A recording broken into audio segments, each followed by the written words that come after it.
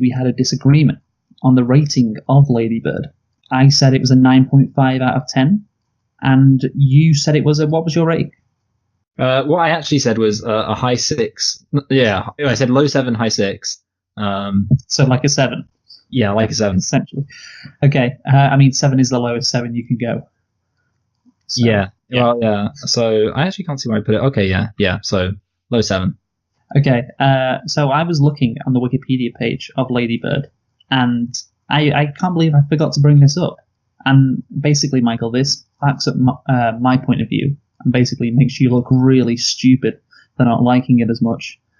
So on the 27th of November, 2017, Lady Bird became the most reviewed film ever to remain at 100% on Rotten Tomatoes, with 164 positive reviews, beating the previous record holder, Toy Story 2, which has 163 positive reviews.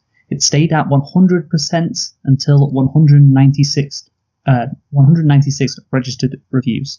But here's the thing, Luke. I mean, here's the problem. And I know Rotten Tomatoes, it's in some sense people like to do that. They like to say, but the problem is, Luke, and here's the thing. If I were reviewing Lady Bird, I'd have given it a positive review. So that's kind of the issue in a way, isn't it? And it's kind of like, I get what you're saying. So it's like, it's the old, I think there should be a term to describe that in mathematics. I think there should be a study of Rotten Tomatoes in mathematics. It's part of the statistics course. Because on the one hand, it's, I get what you're saying. It's like, if it has received so many positive reviews, that implies it's really good. And I get that. Yeah, I know. So you know what, Luke? You're right. I know. Is that what you wanted to hear? I am right, but you're also right. You can have a movie on Rotten Tomatoes that actually gets 3 out of 10. Sorry, not 3 out of 10, 3 out of 5. So that's a positive review. And it could get 100% on Rotten Tomatoes, even though every reviewer gave it 3 out of 5. So Rotten Tomatoes score isn't the be-all and end-all, but it's a pretty good indication that this film was really good.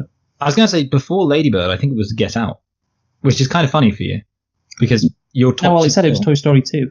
Oh, really? Okay. Well, I thought I remember there was a whole thing where it was on the movie subreddit. And people were saying that, so I guess maybe the movie subreddit lied. I'm pretty sure they said Get Out was on track to be the most highest rating before it lost 100. You know what I'm saying? Like, yeah, but okay, apparently not. So there we go. Yeah, it just shows I know what I'm talking about. People should really listen to me. I think that's the key. Yeah, well, clearly because you just rhymed. So yeah, just really slam dunk. Absolutely intentional. Sick bars. I think most of our reviews from this point onwards, whenever we disagree, we should turn it into a kind of freestyle rap battle. So that could be how we express disagreement. That would be so exhausting. Yo, I didn't think the film was very good. I know you think I should. But dum bum bum. Anyway, let's Back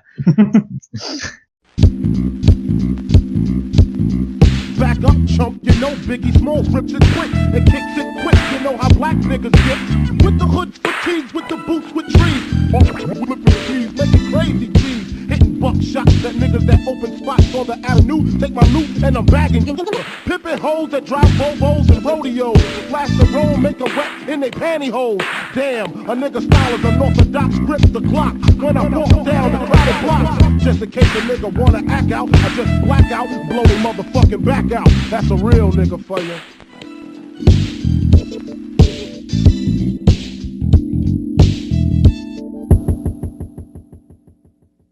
Hello and welcome to Select and Reflect, the movie review podcast where we look at films that have come out relatively recently at the cinema and see if they still hold up upon a second watch. I am your host, Michael, and I'm joined as always by my co-host, Luke, and we are reviewing, in celebration of the release of Dumbo 2019 3D, we're reviewing Dumbo 1941 2D. And Luke, why don't you tell us a thing or two about that? Well, firstly, Michael, you said films that have come out relatively recently at the cinema. I know, you know what? It's become a bit of a. It's just a force of habit, and it's completely it's just a lie nowadays. But I just can't change it. Well, recently we have been doing movies that have come out relatively recently. We've been doing a bunch of movies from 2017 because of the Oscars. But yeah, this came out in 1941, did Dumbo. So And we're well past the days of the old Throwback Thursday. That was such a genius idea, but it assumed that I would be able to have a consistent upload schedule. I know, we asked too much of you. Anyway, Dumbo is a 1941 American animated film produced by Walt Disney Productions and released by RKO Radio Pictures. It is the fourth Disney animated feature film. It was directed by Ben Sharpstein, produced, like we said, by Walt Disney, and it's based on Dumbo by Helen Avison and Harold Pearl. Those wrote the script, I assume. It stars Edward Roby, Herman Bing, Margaret Wright, Sterling Holloway, Werner Felton, Cliff Edwards, and they are all most certainly dead. It was released on Halloween 1941 in the United States. And Michael, do you want to have a guess at the budget? Oh, I mean, this is a joke, really, Luke, because I mean, I don't even know if they were still using the same currency back in 1941. For all I know, they were using doubloons. So I'm going to guess. Yeah, I mean, literally, like, the number's going to mean absolutely nothing, because I really don't even know, like, what the buying power of $1 was back then or anything like that. So I'm just going to throw out a number.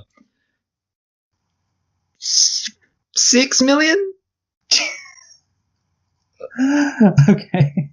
Okay, it's not the worst guess ever. I mean, I was expecting you to say 600,000, but you said 6 million. The budget is 950,000. Oh wow! I mean, yeah, I don't know. I was money was worth so much back then. Yeah, and what about the box office, Michael? How much did it make? How much did it make? I felt like it must have made quite a bit more. Actually, no, you know what? I think it might have been I feel like I remember hearing it was a bit of a disappointment, but that might not be true. I'm going to go with the fact that it was a bit of a disappointment and say it made 2 million. Yeah, decent guess. Box office total was 1.6 million. Okay, good, yeah. I was actually thinking about going for 1.5 million, so that's just really twisting the knife in my guessing. Anyway, but do we talk about how much we liked it now, don't we? Exactly. Did you like it, Luke? I liked parts of it. I didn't like other parts of it.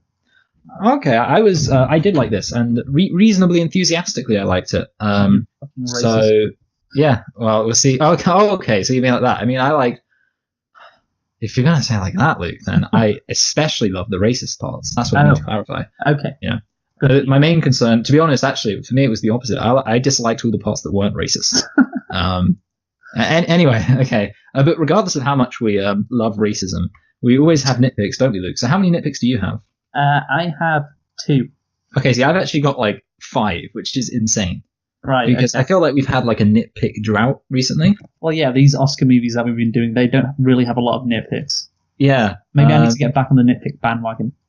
Yeah, exactly. I mean, for me, part of it is that this film's very short, so it kind of doesn't really test my attention span at all. It's only, I feel like I should mention this, it's only 63 minutes long, this film, which I was going to mention that. I was going to mention that on the plot, actually, but way to steal my thunder, dickhead. Anyway, so since I've got 5 of varying degrees of goodness, to be honest, but what's your 1?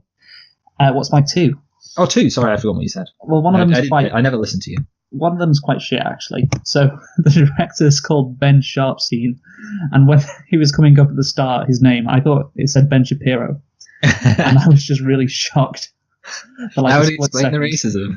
Yeah, there you go. It's like, fuck it, Ben Shapiro. What? Nah, Ben Sharpstein, completely different person to Ben Shapiro. Yeah, this movie is not going to destroy me with facts and logic. And my other nitpick is, why does Mrs. Jumbo, that's the mother, Jumbo. Yeah, why does she have to sign for the baby when none of the other animals have to? She's the only one that has to sign for it. Oh, you know what, Luke? That's a good one. I didn't. Yeah. That's crazy.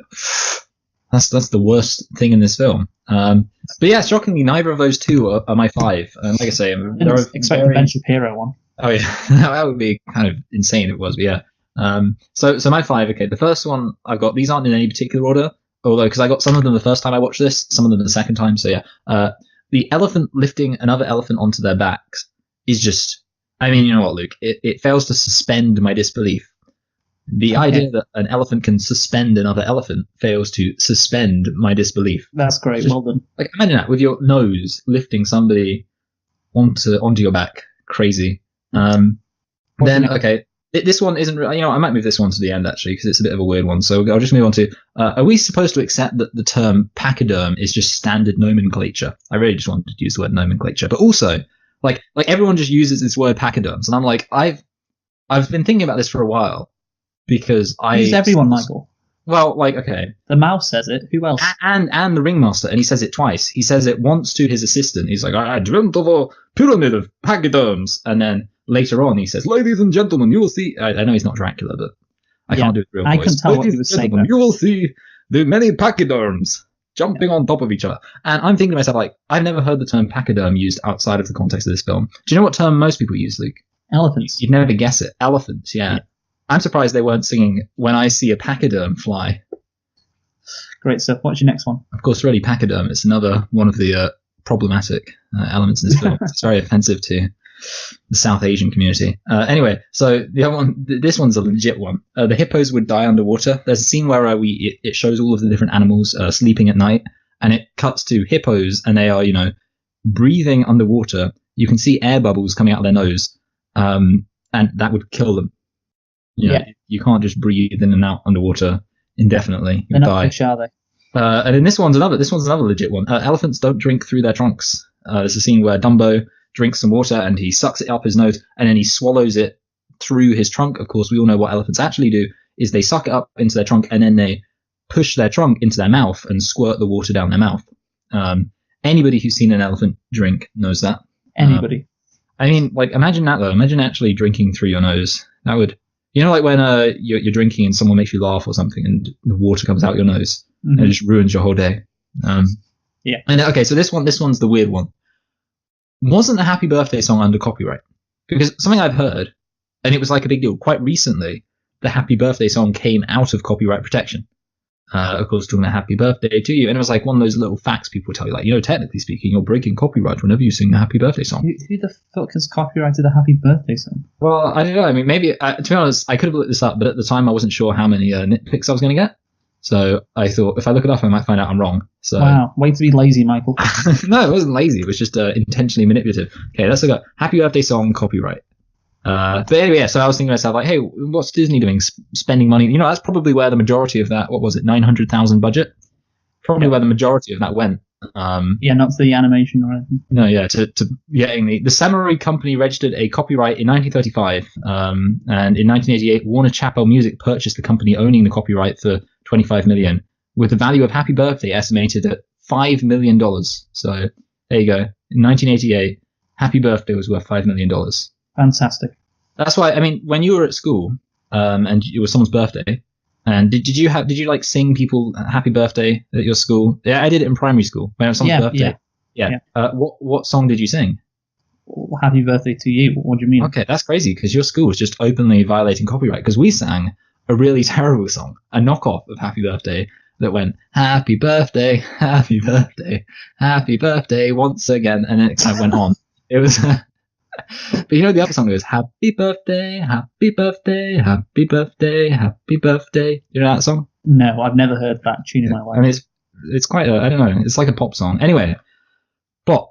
I've been talking for a while, so why don't you jumpstart us on the plot? Okay, so I'll just explain the plot first. The main character is Jumbo Jr., or Dumbo, as he is nicknamed, a semi-anthropomorphic elephant who is cruelly nicknamed Dumbo, as in dumb. Well, thanks for that explanation, Wikipedia. He is ridiculed for his big ears, but in fact he is capable of flying by using his ears as wings.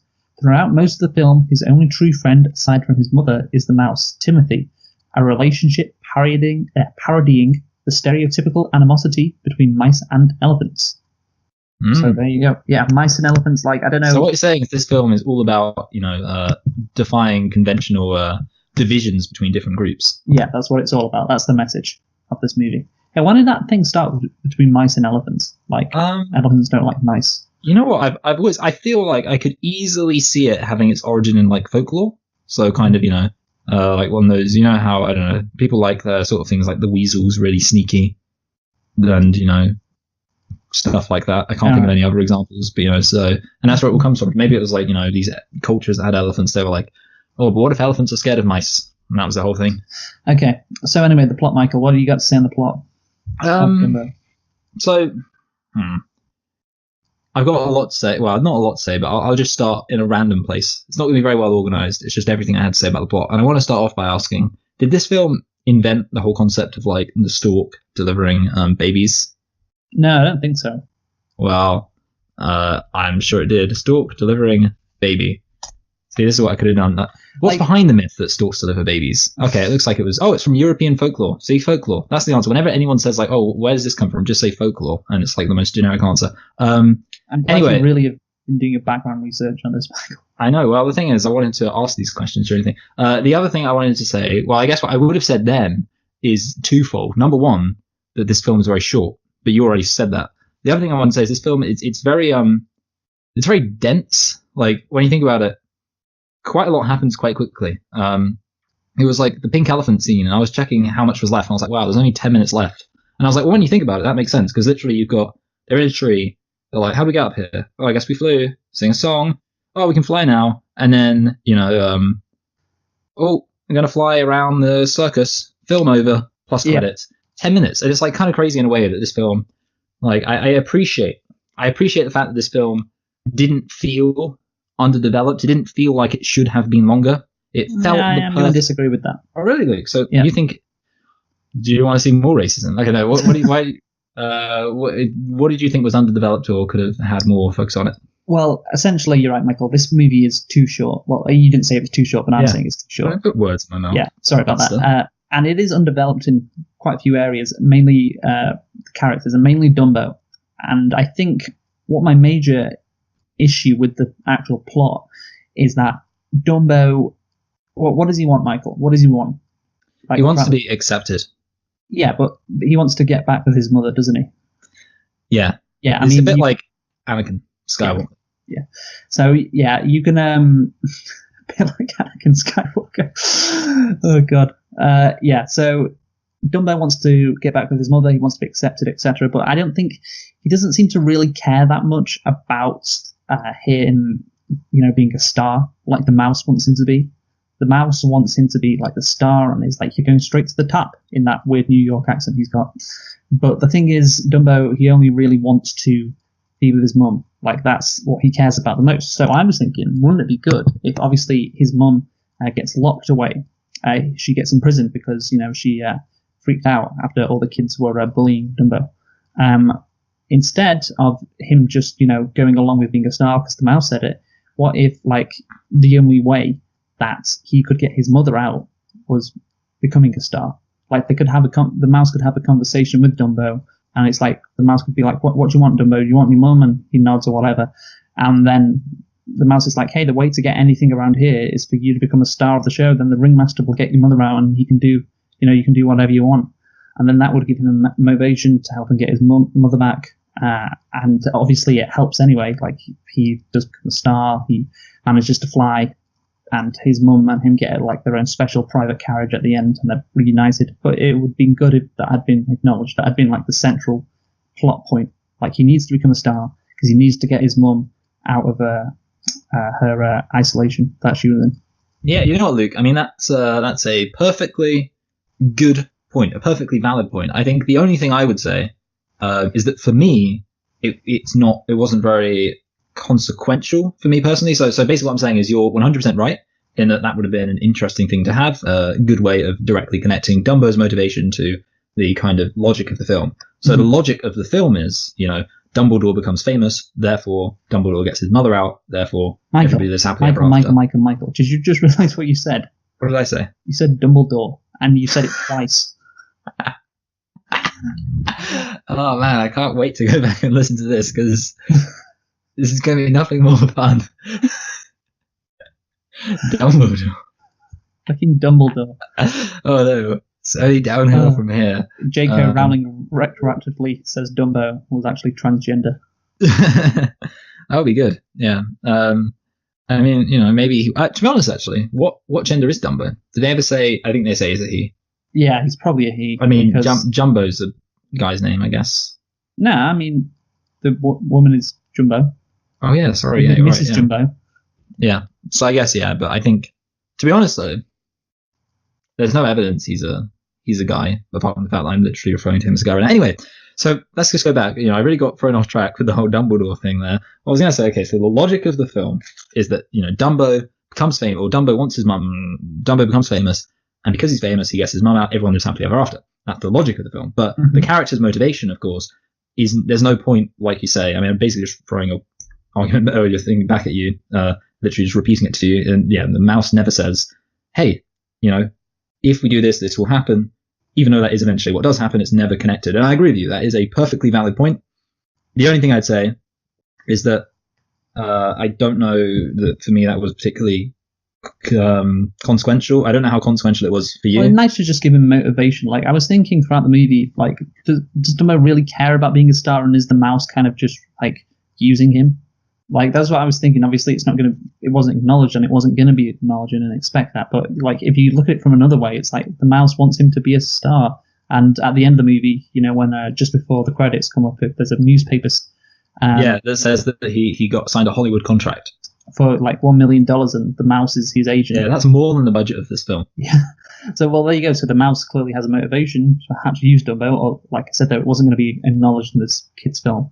But I was thinking that it could be construed that way. So why not like give Dumbo a motivation to become a star, to become famous? Because that would make sense, and it would make the plot better. So that was an aspect I think was underdeveloped. I do agree, actually. Although it's worth noting, I should say, in essence, that isn't necessarily the plot not being long enough, because obviously it wouldn't have taken. I mean, unless we're talking about minutes, because it wouldn't have taken very long for him to. Oh yeah, like an extra 5 minutes. Yeah. So basically, in that sense, it's kind of like the plot is underdeveloped, but it's not necessarily Right. There's also another area which is underdeveloped. Oh, more which I think is the relationship between Mrs. Jumbo and the other elephants. So right at the start, obviously, Dumbo gets delivered to his mum, and obviously the elephants are all, meant to be like, I guess, parodying high society women, with all their gossip and everything.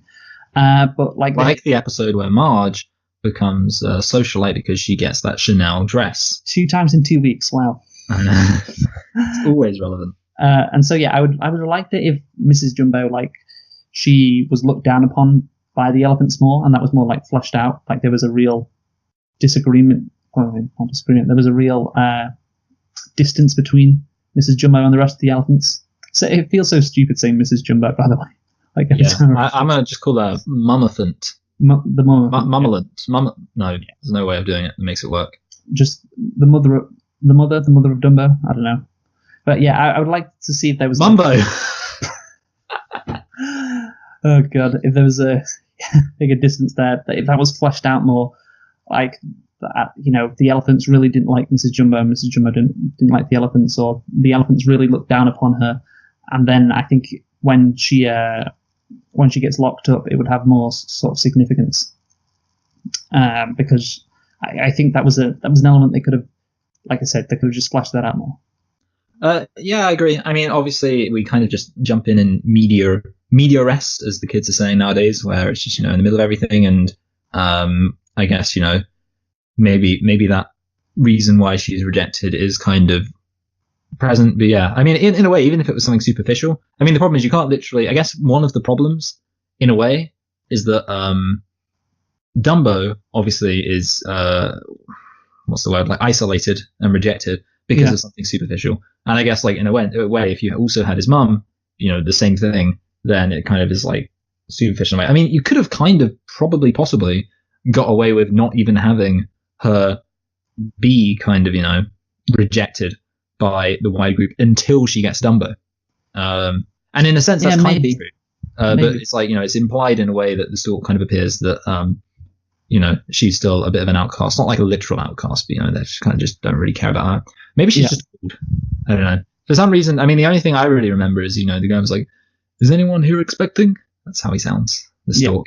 Look out for Mr. Stork. And it's like, certainly not. Maybe they're all like antinatalists. Maybe. So yeah, I mean, that's just something I thought that could have been more developed. What do you got to say? Going to your next point. Yeah, I'll have to look, because I was busy looking at the article for storks, which is what I do most of the time when you're talking. Even when we're not doing this podcast, yeah. Okay. So I've got like 2 things to say. I don't really know where I can put this, so I'm going to put it in here. One of the things I like about these old films, I don't really know how to put this up with it here. One of the things I like about these old films is it kind of makes you feel like connected to the past, in that, like, these, like, this film feels. There's obviously a way where this is going to not work, but because I was going to say this film holds up. There are several things about it which are unconventional by today's standards, but it's kind of like nice. It does hold up, Michael, if you just don't know about history or society or anything. Yeah, basically, if you're like a very naive person, it's kind of like neat for me to think that when I was a little kid, I mean, I was wondering, I think this should be clarified because, of course, there are these childhood films, mostly Disney films, and not every single person grows up watching every single one. That's an easy thing to forget. For example, I didn't grow up watching Bambi. I have seen Bambi, but we didn't have a Bambi VHS tape. Hey, remember back when you'd put the VHS in and the person before you hadn't rewind it back to the beginning? That was the case for like Lion King.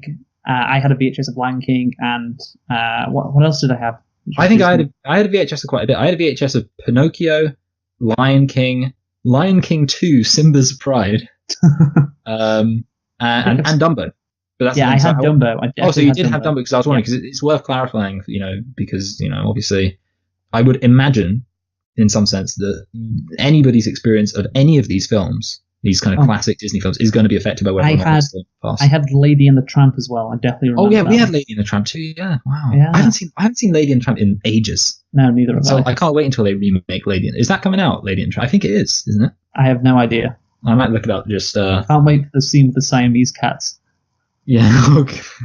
I mean, yeah. Actually, you know what? That's the whole thing. I mean, obviously, Dumbo's coming out. Is the whole reason we're doing this is because of the remake. Yeah. I mean, that's going to be interesting. I mean, here's the thing, though, Luke. Do you remember? I'm going to talk about this now, especially things we may not actually get around to reviewing at any point because it's all kind of messed up. We didn't jump in early enough. So basically, everybody hated the remake of Beauty and the Beast, because the remake of Beauty and the Beast, they were saying like it tried to kind of just correct everything. So it took like everything that everybody didn't like about Beauty and the Beast and every single possible nitpick, and it kind of just corrected it all.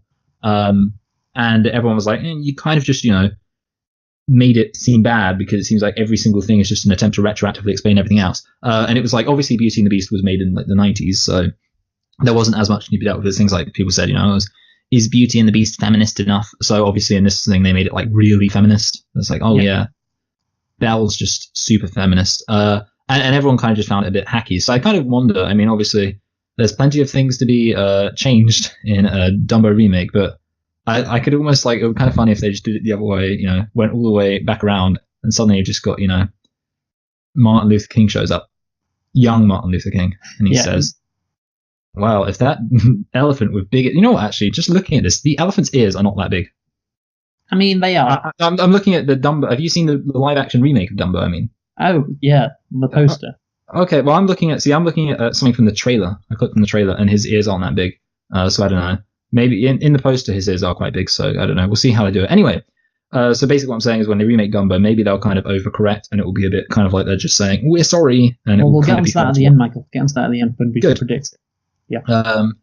But anyway, so I was actually right in the middle of saying that. What I was going to say was, we watch these films when we're growing up, and it's kind of like, for me, they're sort of a part of my childhood, and I still enjoy them to this day. And it's kind of crazy to think, people since the somebody who was born, my grandma was born after 1941, and she, could have grown up. I mean, obviously they didn't have VHSs back then and stuff like that, so that's a big problem. But in theory, she could have grown up watching this film. This film was out. Like, one of the things that blows my mind is like so many films that feel like classics to me of my childhood, like Star Wars. Actually, I'll go in reverse order. Harry Potter, Jurassic Park, Star Wars, like really classic films. Indiana Jones. Just films that for me seem to have always existed. My other granddad was born in 1931. And that means for him, when Star Wars came out, he was like 50.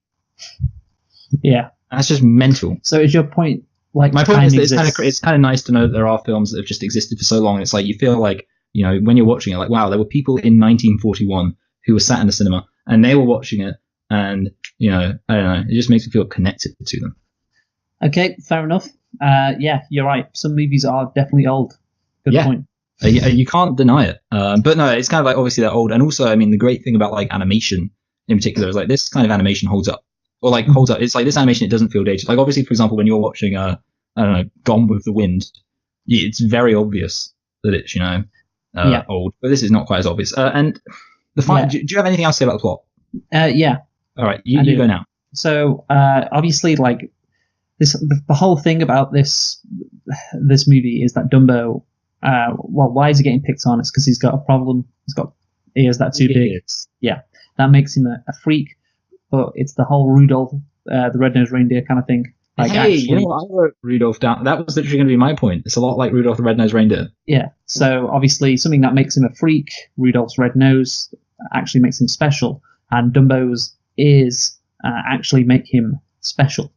However, Michael, I would obviously he uses these big ears to fly, and that's special, and he manages to become a star because of it.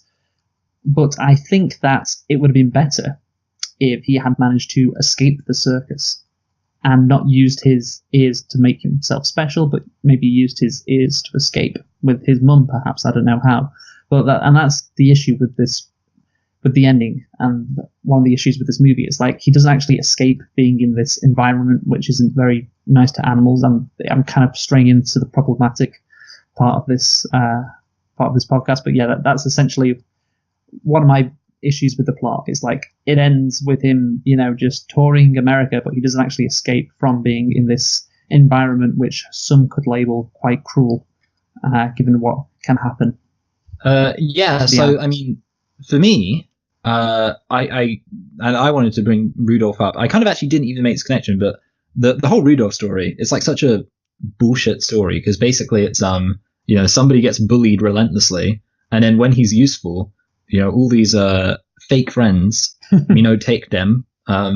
Fake friends come along, and they're like, oh wow, now you're cool, I want to be friends with you. And it's like, and obviously it's like, oh, it's a happy ending, but ultimately it's really just a reveal on how shallow everybody is. And I will admit, okay, there's one thing in particular, the scene at the end where like all of these elephants who were such horrible people for the entire film, they're just like singing at the end, they're just singing along in their carriage, like, when I see an elephant fly, and like getting into it, having a really good time. I'm like, you don't get to sing this song. You don't get to be part of this happy, cathartic moment. You're part of the problem. Yeah, and in that sense, ringmaster as well. The ringmaster was a dick, and he's going to benefit the most from this.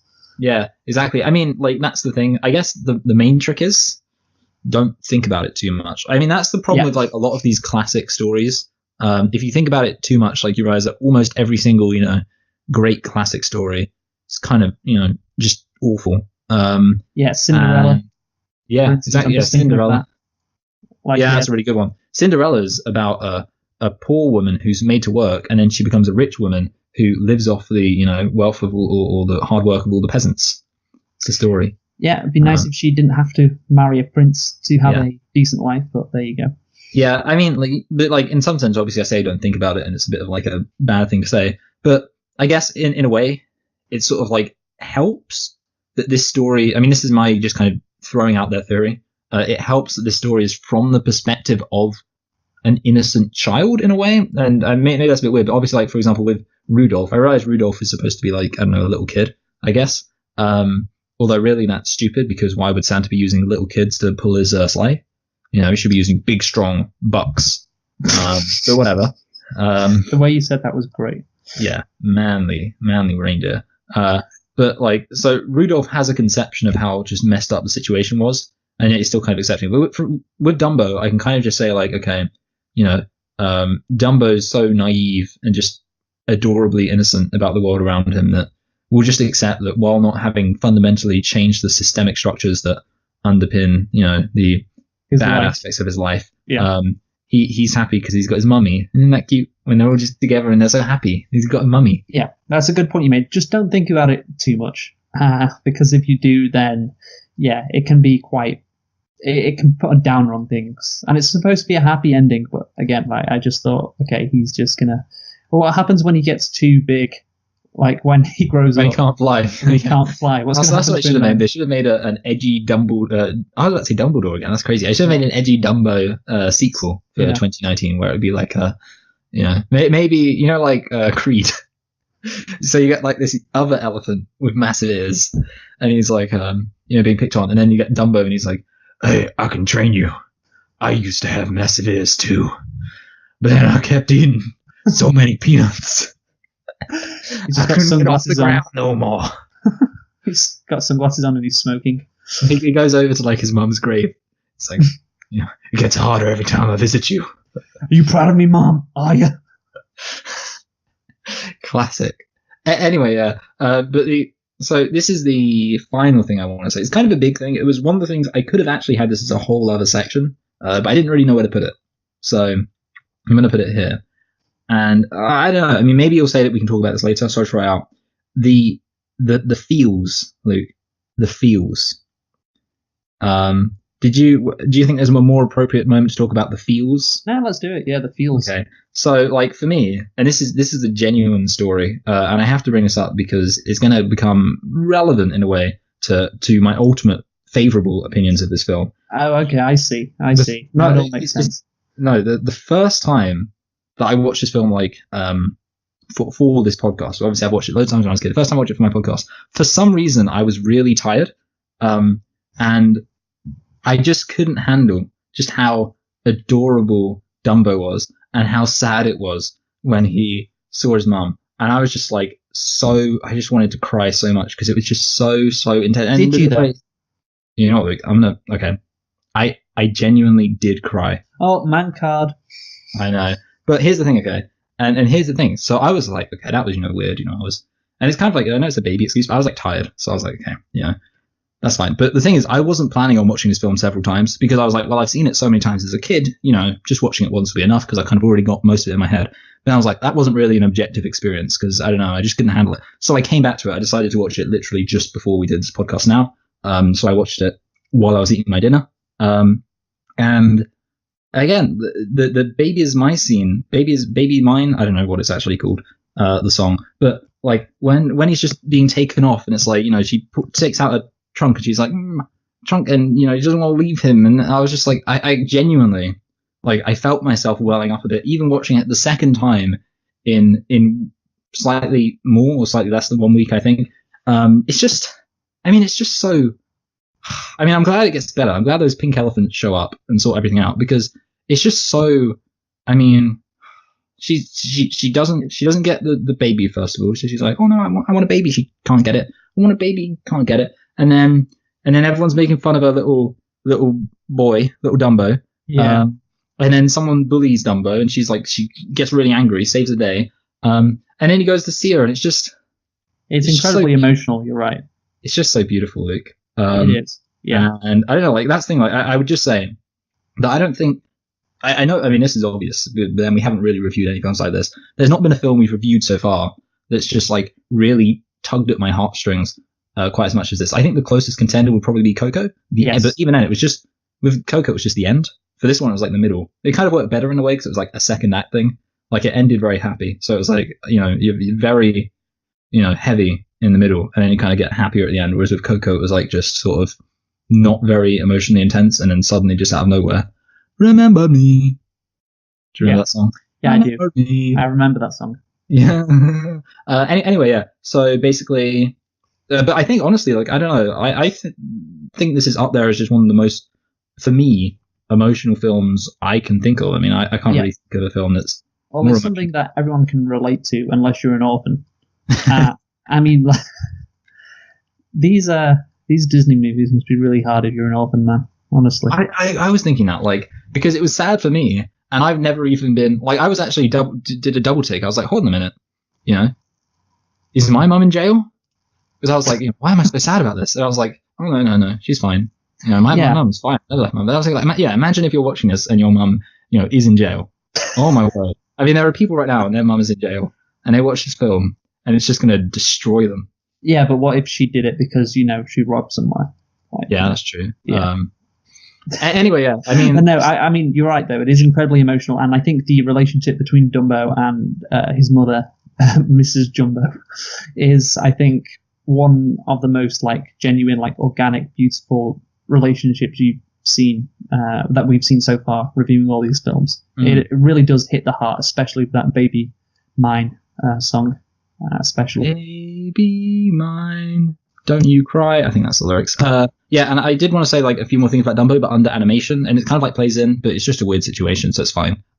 So, yeah, maybe we'll kind of pick up on a bit of this later on, but suffice it to say that's enough. And now I think we should move into what we really want to talk about. It's the thing that makes this film worth talking about, because considering the fact this isn't, only an hour-long film, and, we've struggled to talk for decent amounts of time about like 2.5-hour films. But this makes this film, a conversation starter, a real conversation starter. Yes.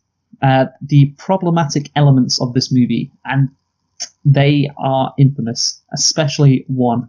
Firstly, I just want to start off with the animal cruelty thing. Okay, yeah. See, I want to start off with the non-racial stuff, mostly because, that's all. Because I've only got racial stuff. So if you do your non-racial stuff, and then we'll move on. Well, it's quite brief. It's just what I talked about before with how cruelly the animals are treated in this circus. And I imagine back in the 1940s, circuses weren't as well regulated as they are today. And even today, animals are treated poorly in circuses. So I can't imagine the situations that animals had to face back then. And you see where the animals are balancing on the ball, and it's just like you just can't help but obviously the elephants, they're not nice characters, but you can't help but feel sorry for them, because they're literally like stacking them on top of one another, they're idiots. I don't know, it just seems I get you. No, yeah, it is. I was thinking that too, especially the bit where one of the elephants nearly fell. Yeah.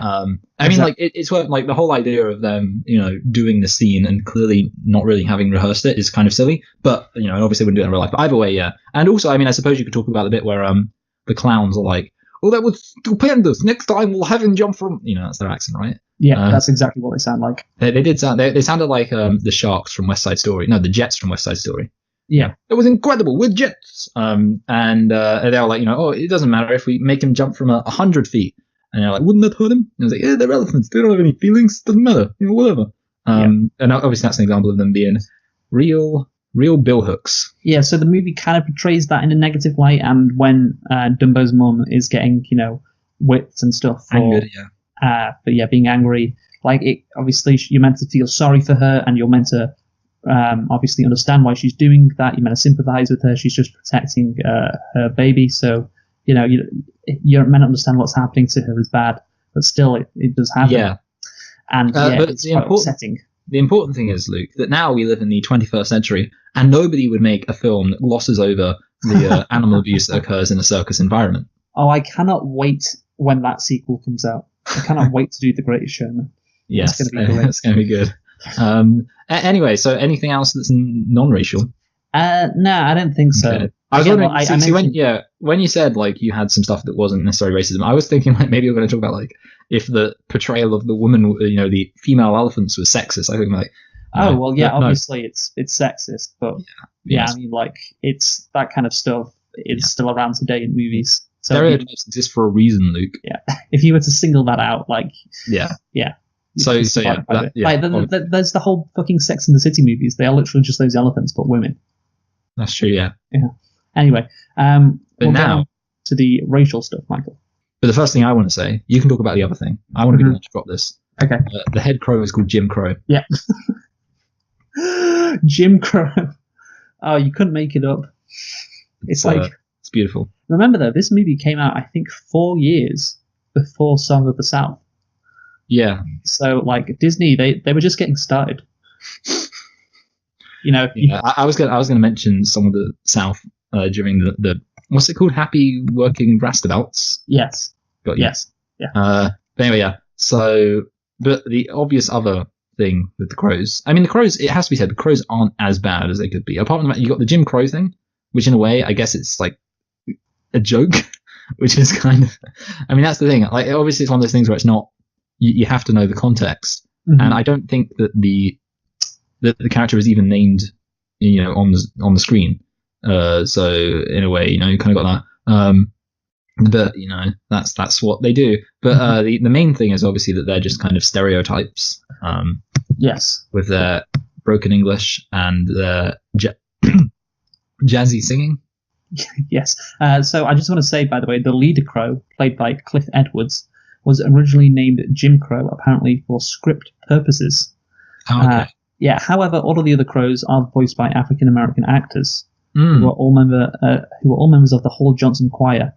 Despite suggestions by writers who have criticized the portrayal as racist, other writers have rejected these claims and said the majority of the characters of the movie the crows formed the majority of the characters in the movie who are sympathetic to Dumbo's plight. They are free spirits who bow to no one, and that they are intelligent characters aware of the power of self-confidence. Furthermore, Yes. the Crow song, When I See an Elephant Fly, which uses intricate wordplay and lyrics, is oriented toward mocking Timothy Mouse than Dumbo's large ears. So, yeah, Yes. I mean, that's the thing. Like, maybe that's just, PR speak. Like, oh, they're free spirits because they're birds, It's like, okay, I don't think that's what you were going for, really. But, yeah, it can be spun that way, I guess. So, yeah, I mean, the stereotype of these crows isn't as bad as I think as other parts of this movie. And I don't think that it was necessary, apart from the Jim Crow thing, which I don't have any idea why they did that. I don't think they were doing it Maliciously, maliciously, exactly. Yeah. I did want to just say that one of the things I actually have written down is that the crows are some of the only good guys in the film. Obviously, the bulk of the elephants are bad guys. The bulk of the clowns are bad guys. Pretty much any large group in this film, bad guys. I mean, I guess those are the only two real large groups. And the crows, obviously they're a bit dismissive and a bit, they're having fun. Boys will be boys, but ultimately they are good guys, and that's kind of a good thing. Yeah. Now, do you have the only thing left to talk about is the happy people? No, I was just going to say, actually, Whoopi Goldberg expressed a desire for the crow characters to be merchandised by Disney because, quote, those crows that sing the song in Dumbo that everybody remembers. So there's Whoopi Goldberg having her say.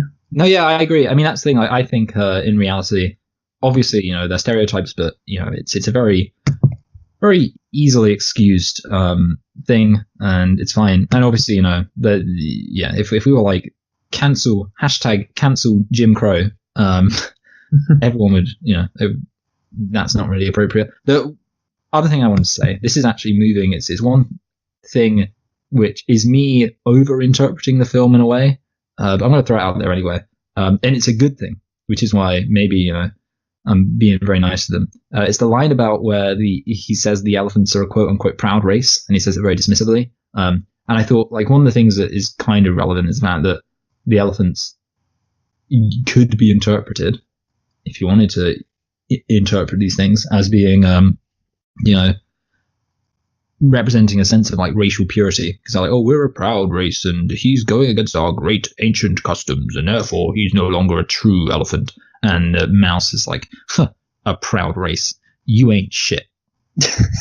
I love it if you said that. You ain't shit. Yeah, I mean, again, like, they're bullies. So, yeah. Like, what do bullies often do? They often pick on people. And although the elephants are saying it in a more sophisticated manner, like, we're a proud race and he can no longer be an elephant and all that stuff. But, yeah, you could see it like that, I guess. Definitely. Yeah, I mean, obviously, I would kind of imagine that wasn't the original intention, but, it doesn't matter. Because you know what they say? Death of the author and all that.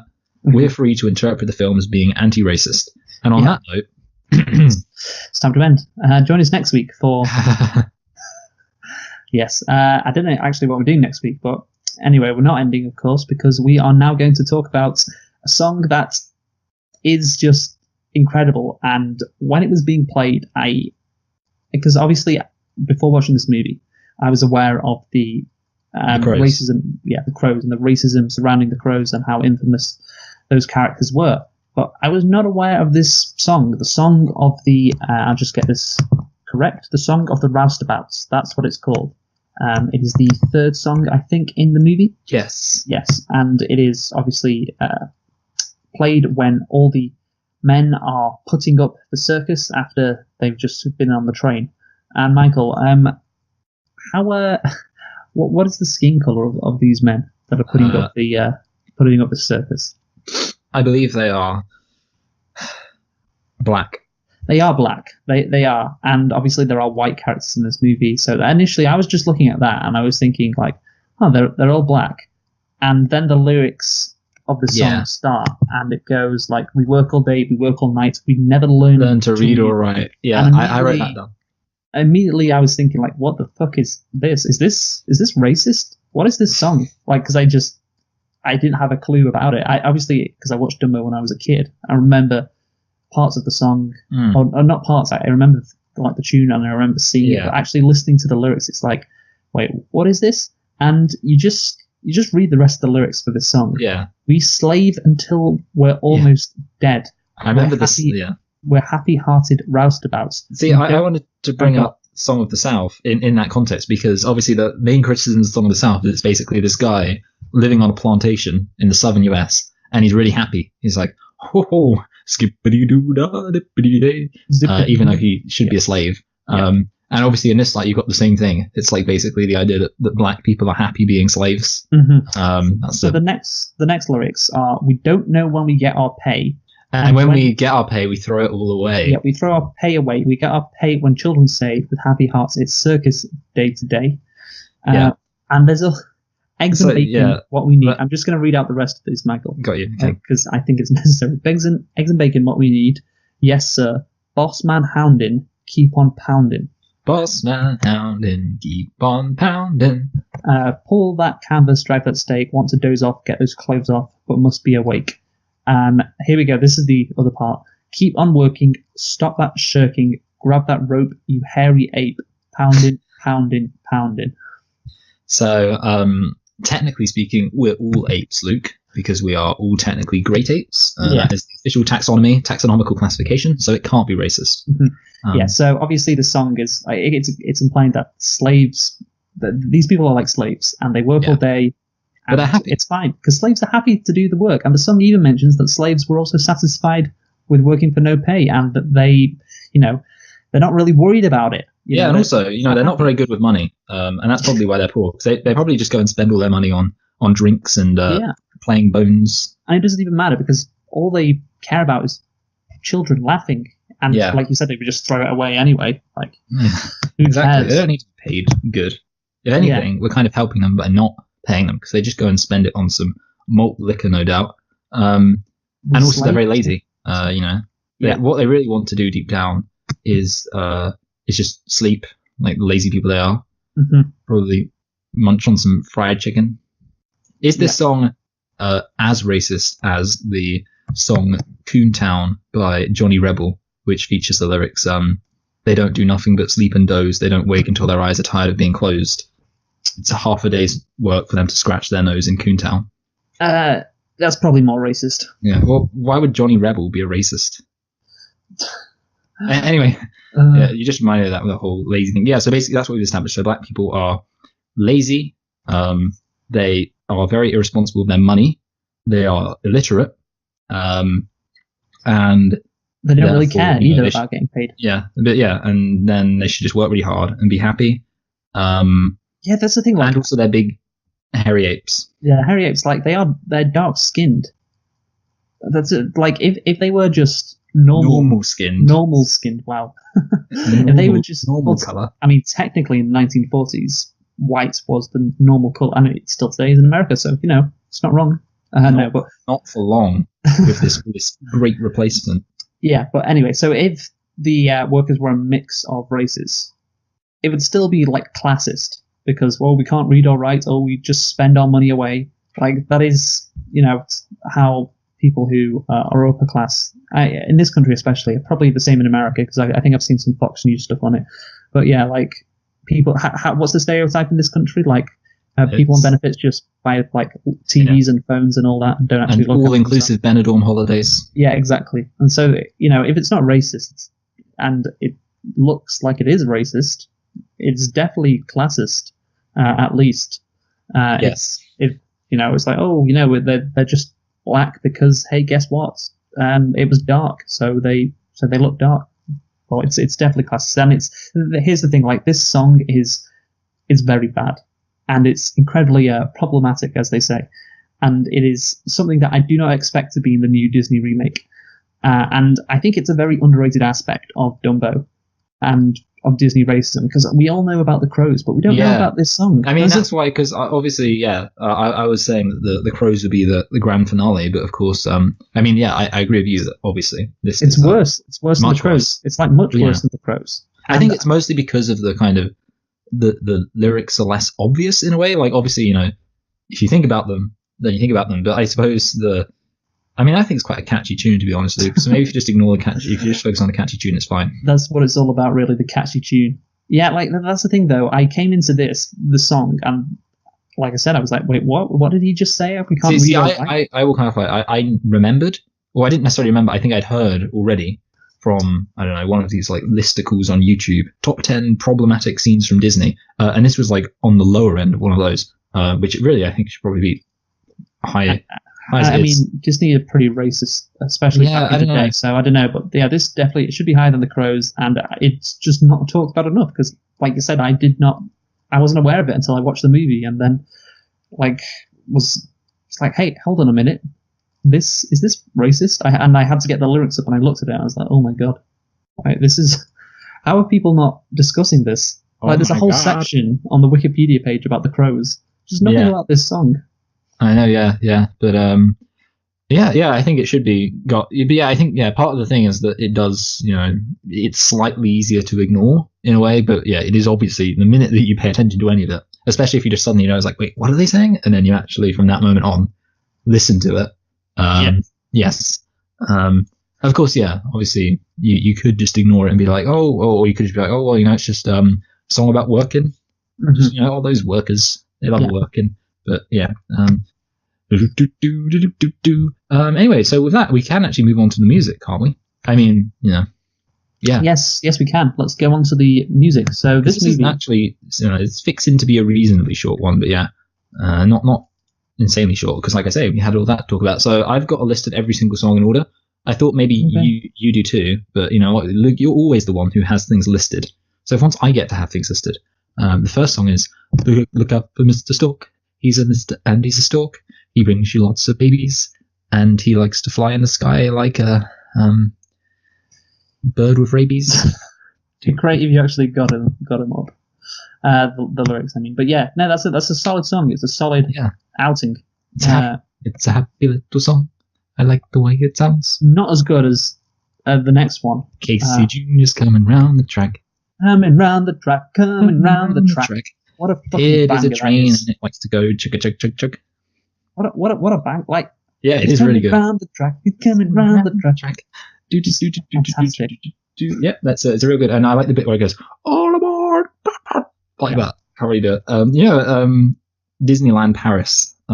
They have a Casey Jr. ride, and it plays that song. Do they have a song of the roustabouts? That's just the suburbs of the projects of Paris. That's the roustabouts song. Right, okay. Right. Fair enough. Anyway, and then we got the song of the roustabouts. So enough said about that.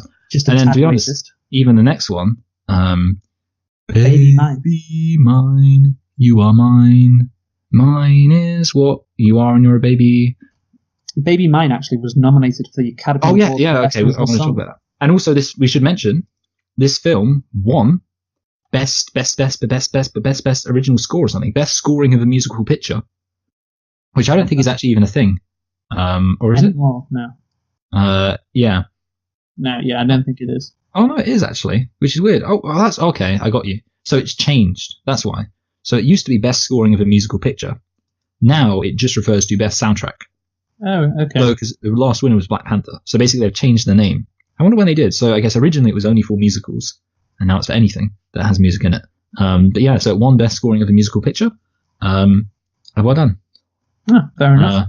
And I know, the song's pretty good. We'd have to kind of work out what it was compared to, and also have a reasonably encyclopedic knowledge of different films from 1941, which I think it's fair to say we do. Well, like I said last week, I know about Citizen Kane.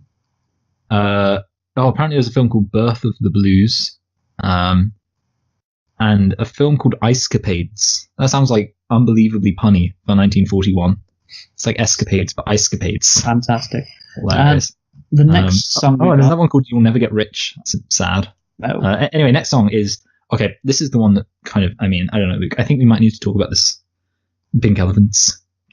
No, the next one is the clown song. Oh, okay. I didn't count that as a song. Did it have any singing during it? Yeah, I mean, Billy Bletcher, Eddie Holden, and Billy Sheets. Wasn't it kind of just like, musical talking? My baby, someone save my baby. Yeah, I don't know. I can't really remember, but yeah, I thought we should mention that. Okay, We're gonna hit the big boss for a raise. That's what they said as well, apparently. Oh, yeah, they sung that. That was like that was a diegetic song. Mm-hmm. Anyway, Michael, on to the next one, which I'm sure we need to talk about. Pink Elephants. So here's a fun fact. I mentioned Pink Elephant in the second year of uni, Now, You did. $1 million, why did I mention pink elephants? So I remember we got the video up on your computer, and I remember watching it in your room, Pink Elephants, and I just can't remember why. And I'm glad that you remembered as well. So basically, it was on my gym playlist, and I remember That was it. the bit where it goes. I remember doing bench press to that, like pink elephants on parade. It's just like, it's such a jam, that song. Like, and also the thing is, that song, I've independently looked up that song just several times, just because it's just so. What'll I do? What'll I do? What an unusual view! I can stand aside of germs or worms. No, it's worms first. Always get that wrong. Yeah. Anyway, but aside from the actual content of the song, there's maybe we should jump ahead and talk about the animation. I know we're going to talk about animation later. Well, that's the thing. I think this song was just an excuse. An excuse to show off their animation. I mean, like, there's no real reason for it, because Dumbo and the mouse, they just get smashed. But when you get drunk, you don't get white girl drunk. Yeah, you don't hallucinate though. At least I don't. I think what hallucination is more like. I guess mushrooms. LSD. LSD, mushrooms, all of that shit. Yeah, not fucking champagne. Yeah, that's true. It doesn't make any sense. Well, I don't know. I mean, I'm just trying to think if there is any kind of a liquid that's like a drug. I feel like there's this thing that people have called Slizzurp, which sounds like a stupid name, but I think it's some kind of drug. Anyway, but yeah, so yeah, you don't. I mean, yeah, you don't get. But maybe elephant psychology works differently. You ever think about that? Maybe. I mean, have you ever got an elephant drunk, Luke? Because I have. Oh, what was it like? They died. they thought they could fly. You were looking after it, and you thought you were meant to get it drunk, but the handler was just saying something about his trunk. And he died. Yeah. But Then I opened up that elephant burger store. It was dead. Anyway, so yeah, basically, are you familiar with the term big pink lit alligator moment? You said that the other week. I can't remember where. But I think it would have been a while ago, actually. Right. So it was a term coined by Lindsay Ellis, and we know who Lindsay Ellis is. Of course. And it basically refers to random moments, typically in animated films, typically in children's films, where completely out of nowhere, there's just this kind of upbeat song which has very little to do with the rest of the plot and is like never mentioned again, and seems to just be to show off the animation. And it's a reference to a scene in, I don't know, in a different film where there's a big pink-legged alligator and it just shows up and starts singing. I guess maybe that song in the Jungle Book where he talks about getting fire. Ooby-doo, I want to be like you. I want to walk like you, talk like you. That's another one. But yeah, and that's basically what it is. And you don't get those anymore. Except you do. Well, yeah, the Pink Elephants thing is, obviously you like the music. The animation. You like the animation, but let's just take a second to. It's fucking weird, Michael. It's so, yeah. I mean, I don't know. It's like a weird situation in a way, because it's just, and especially, I mean, like, it comes after this really emotional scene with the mum, and it's just like pink elephants. Yeah. Oh, Heffalumps and Woozles from Winnie the Pooh. That's another one. It's got nothing to do with the plot either, and it's like you say, it's the big pink-lipped alligator thing. It just stops the movie dead in your tracks to show off the animation, but it's also creepy. It's also weird. It's just like, what the fuck is this? What'll I do? What'll I do? What an unusual view. Of course, in some sense, it does, like, in a bizarre way, it does serve some narrative purpose in that, like, the point is that they drunkenly fly onto a tree, and that's how they find out that he could fly, because, getting drunk is how you find out all of your abilities. Oh yeah, definitely. Yeah, I was just wondering, by the way, how did they get the idea to do this? These people behind Dumbo, and apparently seeing pink elephants is a euphemism for drunken hallucination caused by alcoholic hallucinogens. Whatever. I hope I said that right. And the term dates back to the early 20th century. Oh, so it dates back before Dumbo. Yeah, it's fallen out of use now. Yeah, for many decades before pink elephant became the standard drunken hallucination. People were known to see snakes, but beginning about 1889 through the 1890s, writers made increasingly elaborate modifications to the snake idiom, and basically through there it evolved into pink elephants. But it is confusing because, like you say, the concept of a drunken hallucination doesn't exist. Mm-hmm. I mean, I don't know, like the it drunkest I dominant, get is just a blackout. Yeah, it became the dominant animal of drunken hallucinations of choice by 1905. Wow. So there you go. That's the history of pink elephants. It finally made it. It finally got it to that top spot of being the drunken animal of choice, drunken hallucination animal of choice. Well done, elephants. Elephants must be so proud. So yeah, that was a reference to that saying good, I guess. Okay, yeah. I mean, yeah, it's strange. It is strange, Michael. There is nothing I've ever seen like pink elephants in any movie. Pink elephants. Yeah, I mean, yeah. And in that sense, I don't know. I guess you could say it's artistic, and that's good. Mm-hmm. And yeah, let's just move on. I mean, we could get into a massive, just talking about how crazy Pink Elephants was, but I mean, as far as I'm concerned, remember the elephant who's made up of elephant heads of different color? Oh yeah, that was so cool. It was as a kid, it was like Voltron. As a kid, I was never scared of it, but now I'm looking at it back, and if I wasn't a kid and watched this movie, I would assume that kids would be scared of it. But, that's true. I imagine some kids were. Yeah. Yeah, it's just so fucking weird, man. I can stand the side of worms and look at microscopic germs. And as far as I'm concerned, the next song is Elephants Fly. I can see an elephant fly. Do you want to do the accent while you sing that, Michael? Well, I don't think they don't sing that bit of an accent. Oh, I guess they do. I've been singing about everything when I see an elephant fly. Does that sound good? Blah. Yeah. So as you said, I think you pointed this out, and it's kind of good. It's got clever lyrics. And you were saying how, like, the film, one of the ideas to suggest that the film isn't necessarily racist is that the crows are singing the song, and the song involves wordplay. So, I mean, if I'm just like, I think there's a line, I saw a peanut stand, heard a rubber band, I saw a needle that winked its eye. Oh no, I like the bit. My favorite line is, I saw a polka dot railroad tie, because it's just hilarious. Just imagine a polka dot railroad tying something, Luke. But yeah, I mean, that's like the thing, that the enduring theme is you take something where the last word could also be a verb. So it's peanut, stand, except rubber band doesn't work because band isn't a verb. But you hear in the rubber band, it's a band made out of rubber, and you see a polka dot railroad. It's a railroad that's made of polka dots, and it ties. And that's it. That's the conceit of the lyrics. So good. Well done. Yeah, no, it's a good song. And as Whoopi Goldberg says, I don't know, is it the most famous song? What, from Dumbledore? From Dumbo. From Dumbledore? Yeah, from Dumbo. Yeah, I mean, I would say if I were to put Parade is quite infamous. If I were to put all of the things in order, honestly, I think I'd go. I'd almost go in reversible order, kind of. I think I'd say Elephants Fly, followed possibly Pink Elephants, then Baby Mine. But I could easily see those two going the other way. It depends whether or not you're an emotional person or a weird person, whether or not you think more of Baby Mine or Pink Elephants. And then after that, Casey Jr. And then Mr. Sort. And then honestly, I think the Work All Day song is the least well-known and like least the one people think of last, which and maybe Disney will be very glad of that. Yeah. Yeah. And obviously that clown song. I mean, that's not really a song. Yeah, it's not really a song. You would just listen on Wikipedia, so I thought I'd mention it. Yeah, that's fine. I'll forgive you, Luke. But yeah, so Elephants Fly, I would say that is definitely the most well-known. I mean, they sing it right at the end. It's the curtain call song. It is, yeah. And yeah, it is obviously what the movie is all about, really. Dumbo can fly. Yeah, I mean, it's not what the movie's really all about, but yeah, it's the climax.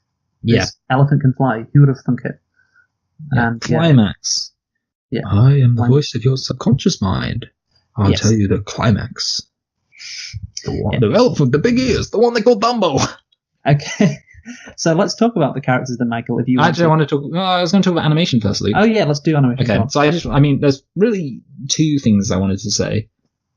Basically, maybe three. So first of all, it should be noted, and it's kind of easy not to think about this, which is interesting. This is one of those classic films where the protagonist can't talk. And if you don't think about that, it's kind of easy to forget that all of the storytelling has to be done without ever actually Dumbledore Jumbo does talk. Mrs. Jumbo. Yeah, she does. Yeah, so Dumbo is the only one who doesn't talk. Should be called Doesn't Talk Bo. So basically I have to do all this animation, and then all I want to say is Dumbo is so cute, and in particular, just the way he just smiles every single time people are making fun of him. It just breaks my heart. It's just so adorable. Everyone's just like making fun of him. He's just laughing. He's just loving it. He's like, oh, he's so cute. I did think that while he was smiling, and like in 1941, I don't know if it's impressive, but I was just like, damn, they drew a really cute elephant. I honestly, it's just like, I just can't get over how cute Dumbo was. Incredibly cute. Yeah. And it's just, such a dummy. And I think that makes him cute. You know how, like, sometimes just the dumber something is, the cuter it is? Because he doesn't understand that everyone's making fun of him. And then the problem is when he does understand that people are making fun of him, it makes it even sadder. I know. So cute. That's talk about the mouse. Yeah, I mean, we could have obviously, if we were still going to talk about Pink Elephants, we could talk about the animation app. But yeah, all I really want to say is basically Dumbo, really cute. And the fact that he was, not allowed to talk, it was illegal for him to talk, meant that they had to use an animation to kind of creatively tell the story. And I guess, like, obviously it wasn't as if he had this super complex story. His story is basically, I'm happy. Oh, I'm a bit insecure because people are making fun of me. Oh, I'm sad now. I'm happy now. That's the end. That's its emotions. So, characters. Yes, characters. I mean, you got the mouse called Timothy Q Mouse. So you need that Q in there. Yeah. I mean, do you want to say anything about the mouse? I liked his accent. Yeah, it's a good mouse. What are you talking about? Yeah. That's what it sounded like. He means well, but like again, like I said right at the start of when you talk about the plot, he seemed to be exploiting Dumbo, but in the end, of course, that's not the case. Yeah, I don't know. I mean, maybe it's just one of those examples where two people form a relationship, which, while there is a profit motive involved, isn't necessarily toxic just because there's a profit motive involved. You fucking commie. Wow. Sorry, I've been listening to too much Beto. Beto. And now I'm all up on the capitalism. Okay, yeah, good point.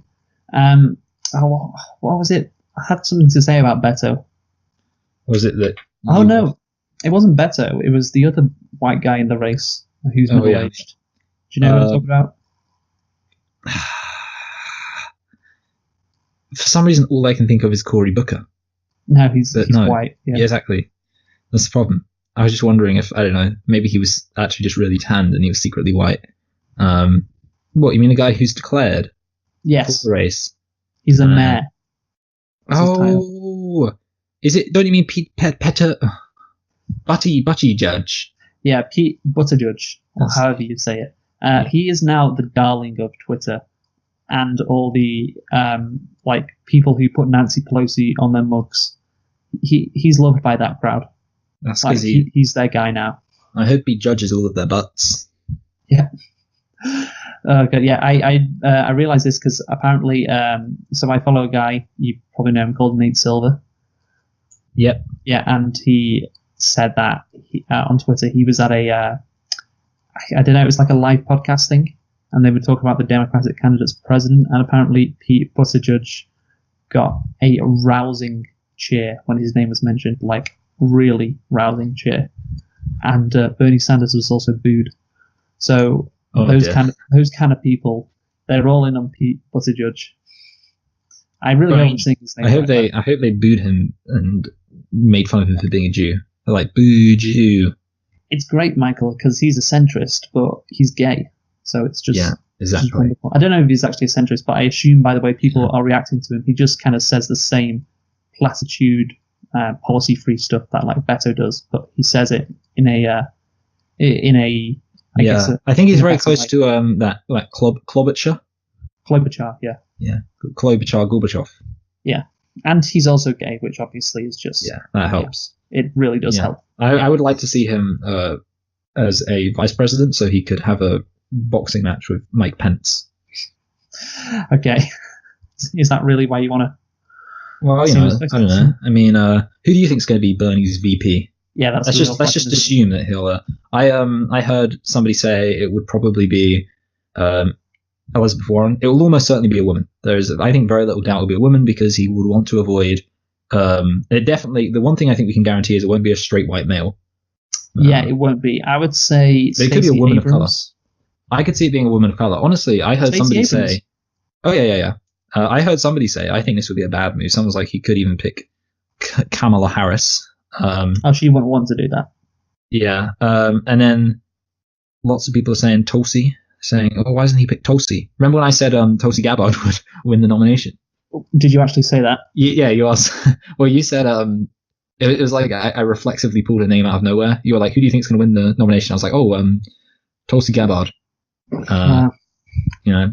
Anyway, Pete Buttigieg, he's up to 3% on the Democratic poll. So even though all of Twitter loves him, he's at 3%. So there you go. Yeah, I don't know. We could have done a cold intro about 6.1 million. Remember the 6.1 million.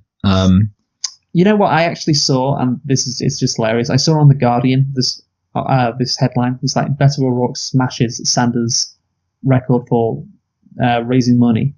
And so I heard that 6.1 million figure. And I was like, oh, I didn't know what Sanders' figure was. So I was like, oh, it was like 5.9. Yeah, it was 5.9. I was like, he must have beaten Sanders by like 1 million at least. Yeah. It was like 5.9. It's like, smashes. Are you fucking like? Because I heard that after the fact. I was like, Jesus Christ, they really don't like Bernie Sanders.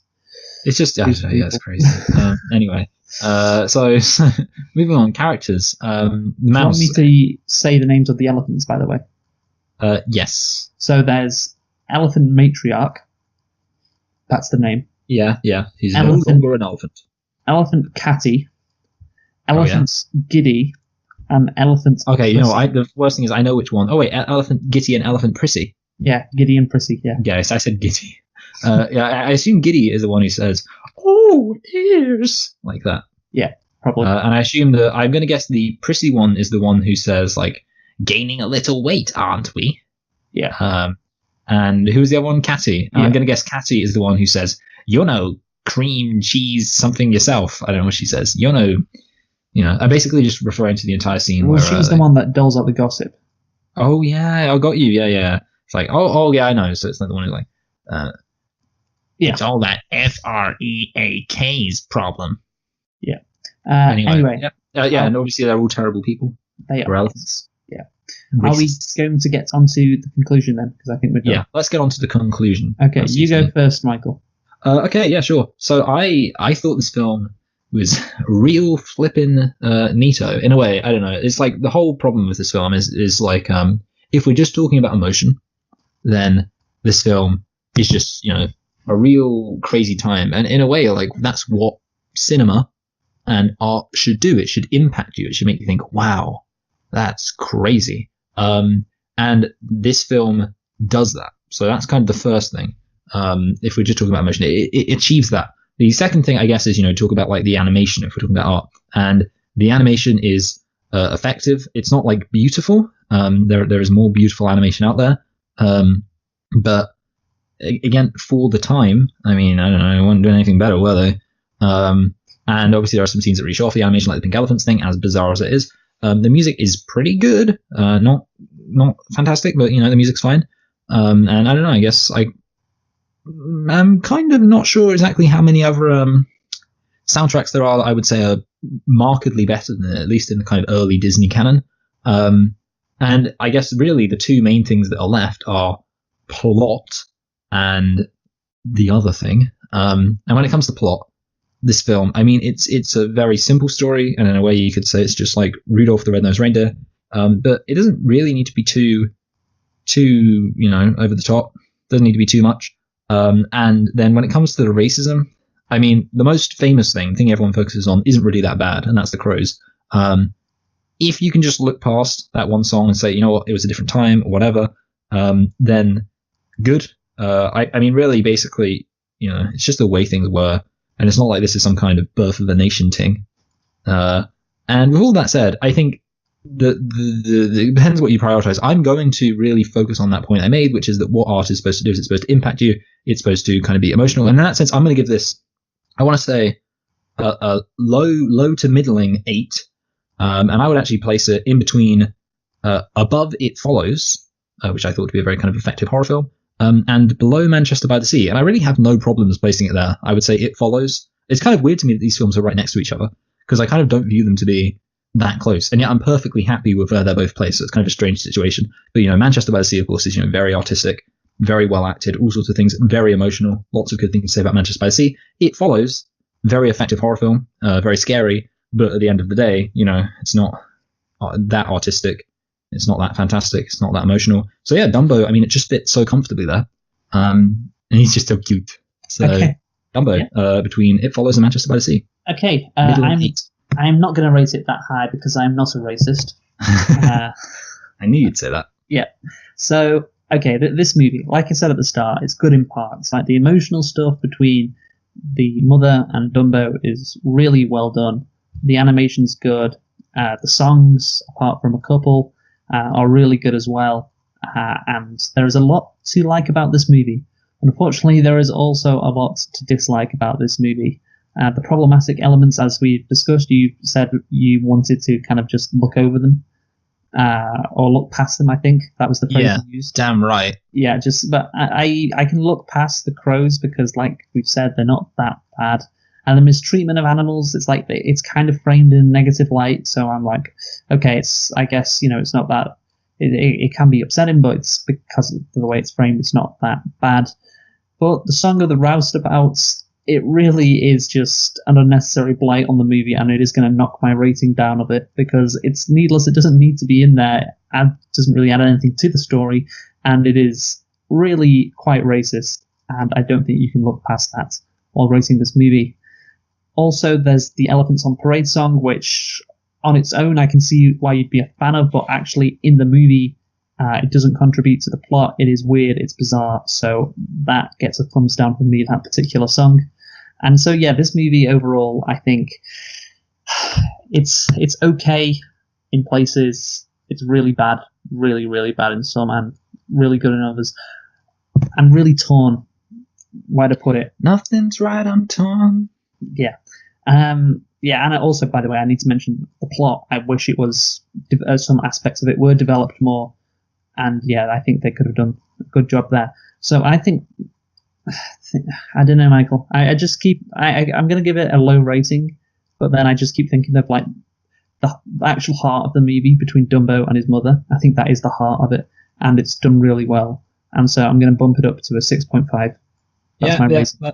That seems fair. I was going to say 6 or 7. I think is the lowest you can realistically give it. Because it's I was thinking of putting it lower, but I'm like, what the actual heart of the movie is so good, and that's why I'm going to have to bump it up. But yeah, I do.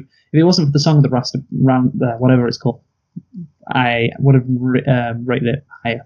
Yeah.